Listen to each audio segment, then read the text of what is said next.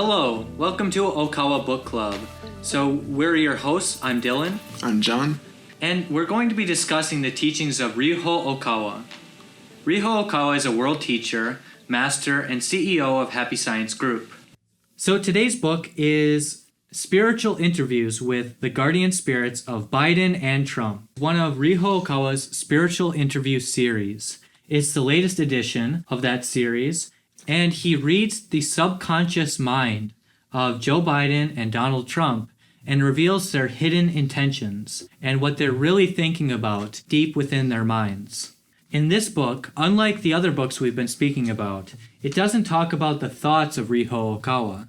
What it talks about is the words of the spirits of Joe Biden and President Trump. And what a guardian spirit refers to is essentially in psychology what is called the subconscious mind. It is, in spiritual terms, the spirit that looks upon and guides over someone's life from the heavenly world and knows everything about that person.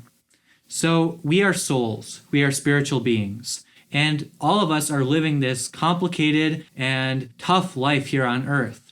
That is why we are given a certain guiding spirit to help us in our everyday life, to help with the various problems and circumstances that we face. So Joe Biden and President Trump, like you and I, have these spirits guiding over us, and these spirits are able to speak on their behalf about what they're truly thinking about these various world problems that are plaguing our civilization. So, John, people might ask, how can you be sure that these spirits are speaking through Ryuho Okawa and that they're able to actually convey their true thoughts? Can you talk about the background behind these spiritual interviews? Absolutely, Dylan. I think that this is something you could look at in both a spiritual and in a psychological way.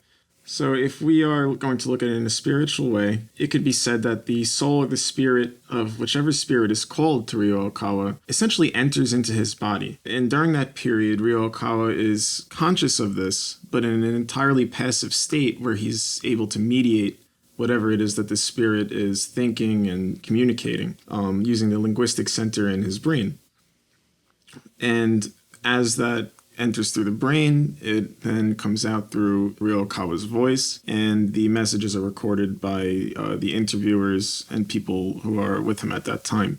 If we think of it in psychological terms, it's essentially that because we now know that the subconscious mind is correlated with the guardian spirits of each person, we can think of it in terms of what Carl Jung called the collective unconscious, which would imply that although we all have an individual subconscious mind, there is a collective unconscious of mental energy that connects all minds. So essentially, Ryuho Okawa would be connecting to that with his own mind into that collective unconscious and reaching into the subconscious minds of whichever person he's directing his mental energy towards, and then bridging that back through his own mind and through his body.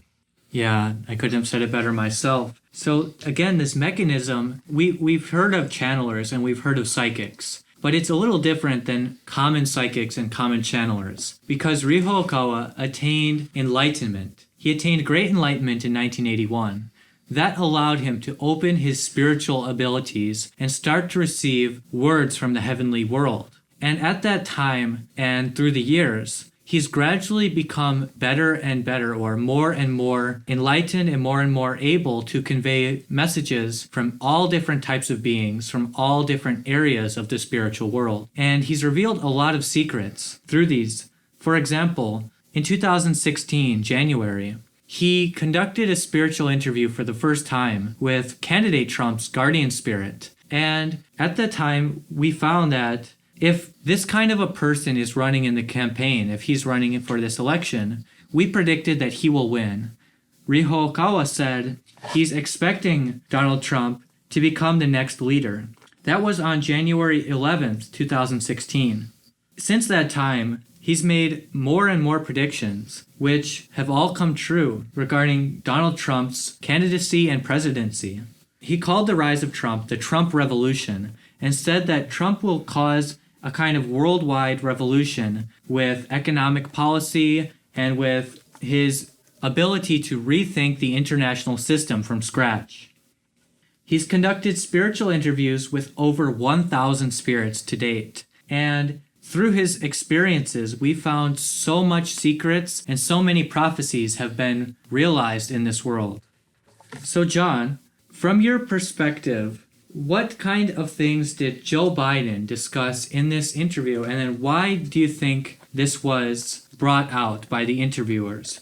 One thing I observed throughout the spiritual interview with Joe Biden was his approach to China was overall very pacifistic. He was not at all seemingly suspicious of China, or at least did not claim to be.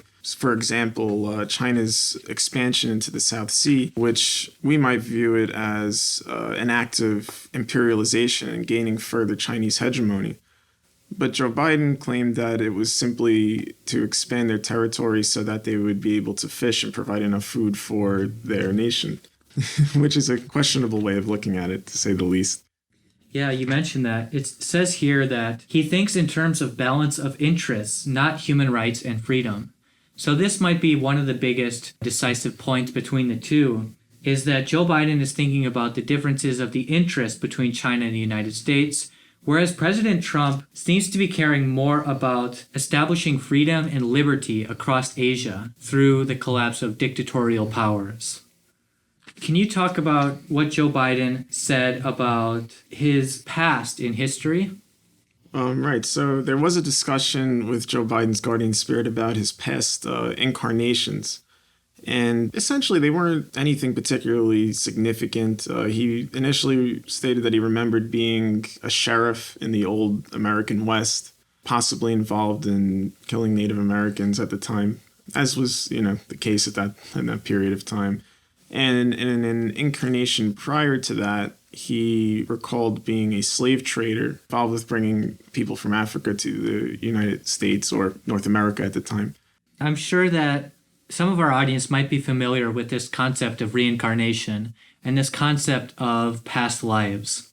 How Riho Okawa describes it in Happy Science is that all people reincarnate. However, it's not like the Indian idea that once we die, we are immediately reincarnated. In fact, there is a gap period where we either go to heaven or hell or someplace in the spiritual world where we live as a spirit. And that might take 100, 200, 300 years or more. But that is the real life of ours. This world is only a temporary training ground for our souls. And so our souls come to this world temporarily through the process of reincarnation to gain various life experiences and improve our karma and our soul's mission to reach a higher state of being. So Joe Biden, in his past, it seems that he was perhaps a sheriff in the West, perhaps a slave merchant in the old times, maybe 16 or 1700s or so. But he has a kind of guilt because of these incarnations. He spoke about his type of guilt, which is reflecting in his current understanding of the world. And we can understand why he would feel that way. Perhaps all of us would have the same feelings if we did these types of racial injustices in our soul's history. So he has a very regretful feeling towards that, and that's why he has taken the positions he has in the modern age in his political philosophy. So that is how our past comes to be reflected in our modern reincarnation, and we find the same thing for all different types of people. So, John, you spoke about Joe Biden and your impressions of what he said. What was your general impression of President Donald Trump? President Trump's spiritual interview had a much stronger sense of confidence, assuredness. He was reaffirming his hardline policies with China and the necessity of them. He does feel very confident that he will win the upcoming presidential election in November. And overall, I mean, his ideas, his thoughts about policies that could be integrated seemed just a lot more solid for what we are looking for in a president. Whereas Joe Biden described himself as being a decent person, quote unquote, compared to Donald Trump, I think that, the leader of a country, it's more important that they can get the job done. And they're not there to be the nicest person in the world, per se, or anything like that. That was the general impression that I received from the interview with Donald Trump. Yeah, that's really important because in politics, what is most important is action and getting things done. And of course, Joe Biden and President Trump speak a little differently. President Trump uses a more direct and forceful language, but as we found in a previous spiritual interview of his, he uses his words as a kind of weapon. Since nowadays, we're not fighting with each other using bows and arrows and things like that. He uses his words as a kind of weapon to defeat his enemies. And we can see that through his use of Twitter and his pronouncements on television. But essentially, as a former reality star, he learned to use his mouth as a kind of tool to defeat his enemies. And that is why we see him using names like Sleepy Joe, which we see in this former interview that Joe Biden objects to. But President Trump is trying to bring justice through the power of his words and through the sheer force of his willpower. So as you said, John, he has a lot of confidence. He said that he will win re-election and he will bring about Xi Jinping's downfall within 2 years. If we think about President Trump from the perspective of history, he's a Churchill-like figure. He's essentially declared that the leader of China, Xi Jinping, is the modern-day Hitler, and it requires force and vigilance in order to overcome such a person. Joe Biden is taking the more Chamberlain approach, which is appeasement and the idea of peace. And historians might be able to see that Chamberlain might have been a good person, but history required a Churchill-like figure in order to get the job done of overcoming a tyrant or an evil regime. And it's interesting to note that it's very popular right now for people to refer to Donald Trump as being some type of dictator or even a fascist.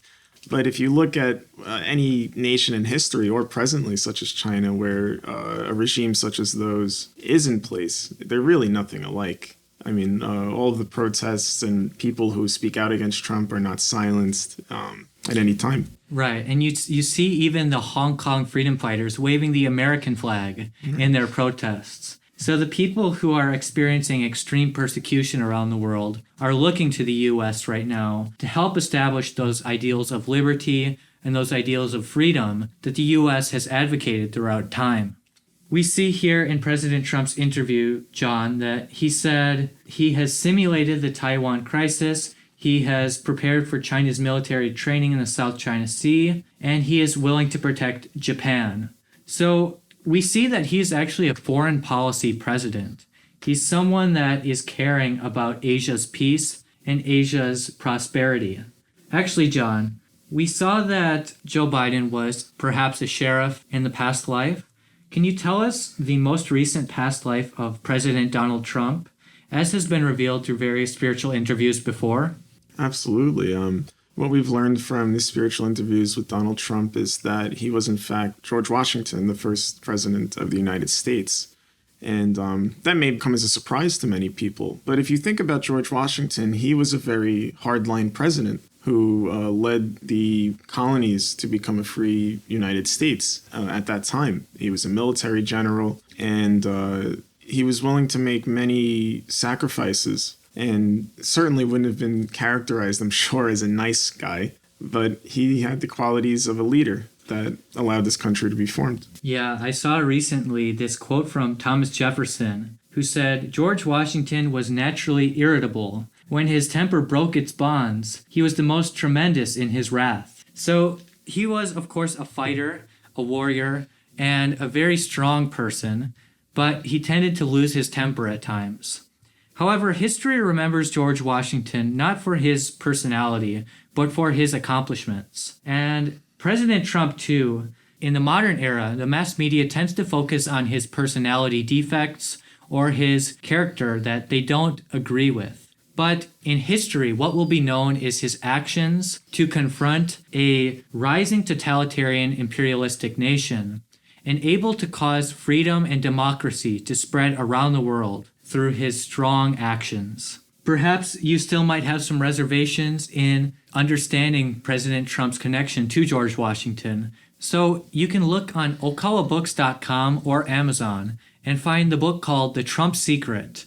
That contains 2 spiritual messages of the guardian spirit of President Trump, Riho Okawa's lecture in New York in 2016. Also includes a lecture called On Victory of Mr. Donald Trump, where Riho Okawa essentially predicted President Trump's use of tariffs and his economic policy, as well as why he won the election and how he would govern.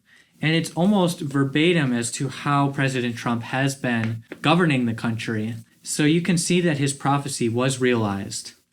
Well, we've talked about these 2 spiritual messages today, but John, I just wanted to ask you if you could actually read the afterword of this book, because the preface tends to point out that you'll be able to find who's the better candidate between the 2, but in the afterword, Riho Okawa gives his own opinion, which is a little bit separate from both the spirits. Absolutely. The afterword states, to be honest, after comparing the opinions of the guardian spirits, maybe the world and Japan should have Trump re-elected.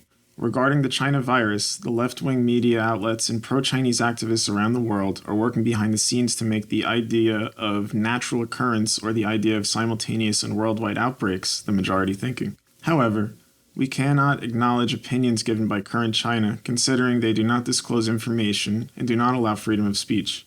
It is hard to believe that the virology laboratory in Wuhan was not involved with the spreading of the bat-borne coronavirus, which they had been researching for about 15 years.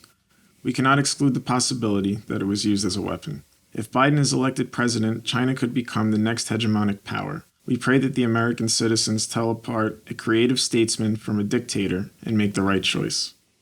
Thank you, John. So I hope that you too can make the right choice by reading this book and just making up your own decision from a more detailed perspective than the mass media shows you. In fact, the mass media shows you only the outside, but if you want to get into the inner world, the inner workings, and the subconscious mind of these 2 candidates, this is the only book which will show you such kind of information.